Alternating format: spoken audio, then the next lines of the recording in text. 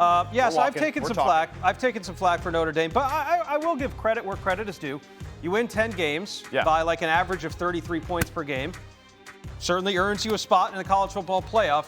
This is how we have it right now at, 8:53 p.m. on Saturday, so don't come for us if one of these teams loses late, namely Texas. But this is where we have it now. We have left the 11 seed open right now. This. Yeah. So we dropped Ohio State, who was fifth.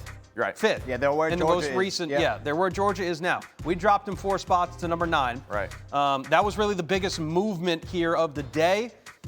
SMU now gets it in as one of the 4 highest ranked conference champions projected out of the ACC. Right. Even the Texas thing projected. And you notice that you will not see Miami. Because Georgia could end up right here since they're playing in the SEC title game. And to Sam's point, we did take out Miami. Yep. Just a quick note, and this is for the playoff committee. You are allowed to do this. You are allowed to send a Big Ten team to the South to play in the playoff, okay? Just saying, okay? Because last week and the weeks prior was everyone was going to the Big Ten to play in these football games.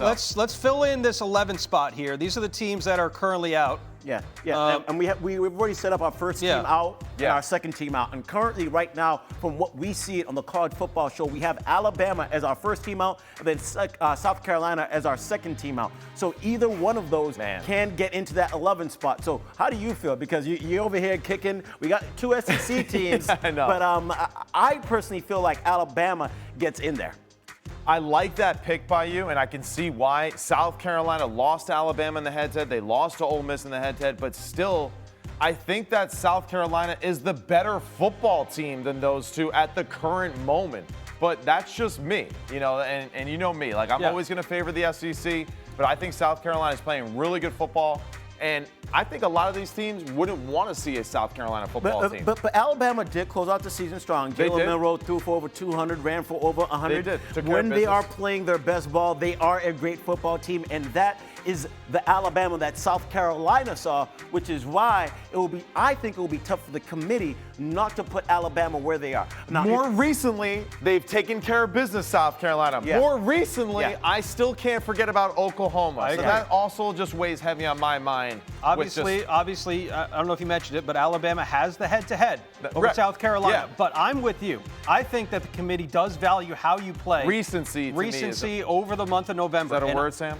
Yes, sir. Okay, absolutely. Thanks. So what would have to happen for South Carolina to get in without having to kick out Alabama, or just with some type of help? What would have to happen? Here's what would have to happen, and it's nowhere here on this board. They would need Clemson to win the ACC championship. That's a great point. Yes. Because then they can which would then do this, right? Well, but then where would SMU go? They're out. They're out completely because SMU they lost would to not BYU. make it. They're out.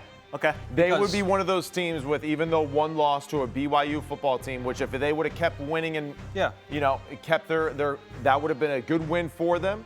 But I think SMU is a perfect example of a team that, although participating in a championship game, would be out if they lose it. Right. So here's how we have it right now. Our prediction. This is fluid. Yeah, we're having fun. We're having funsies. So we'll put it back over there. But South Carolina as an 11 seed, in terms of the team that's currently playing better. But what I think the committee will really end up doing is putting Alabama, because it's not always most deserving, but when you mix the two together, it's most deserving and the one who has been able to beat South Carolina. So let's go ahead and work through this and decide how it will go. So many variables. Georgia winning over here. We're cool with that? Which one would you take? Let's go ahead. Let's run through it fast. Tennessee? All right. Alabama, Penn State? Penn State at home. Penn State. Penn State at home over Alabama. Notre Dame. All right. What we got here? Georgia. Georgia? All right. Yes. Tennessee, Oregon. Penn State. Wow. Texas.